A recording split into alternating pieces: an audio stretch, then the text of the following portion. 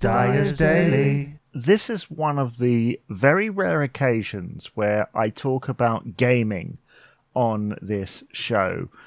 And when you think of Disney, you do think of the films, the television shows, all the animation stuff, even things like Disneyland, Disney World. What you might not associate with them is their various forays into video gaming. And I think it's perhaps the most prominent and the most consistent in terms of quality in the NES era, the Nintendo Entertainment System, Nintendo's own foray into gaming. And the games that they produced in that era, mostly in collaboration with Capcom, were astounding.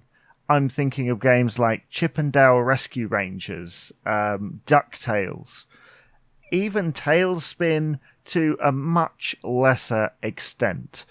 I'm thinking of native games to that thing. So things like The Lion King and Aladdin don't really count because I think of them more as 16-bit titles than games that flourished during the 8-bit era. And the thing that definitely stands out is those 8-bit games have been re-released.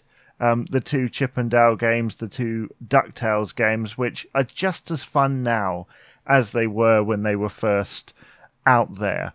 The Tailspin game, don't talk to me about it. I owned a version of it on NES for years. I hated it. I played it on the Afternoon Collection on the Xbox when I had that.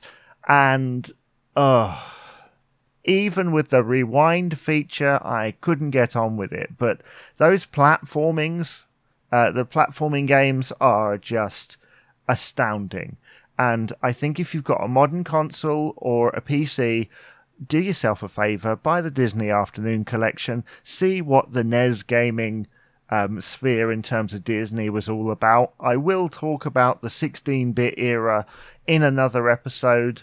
I loved the fact as well with Chip and Dale Rescue Rangers that you could play as Chip and your friend could play as Dale on the same screen, which in the 8-bit era was not something that you expected unless you were playing a very basic, rudimentary racing game or something. You can go on an adventure as Chip and Dale, and it kind of looks like the show, and it kind of works in that way.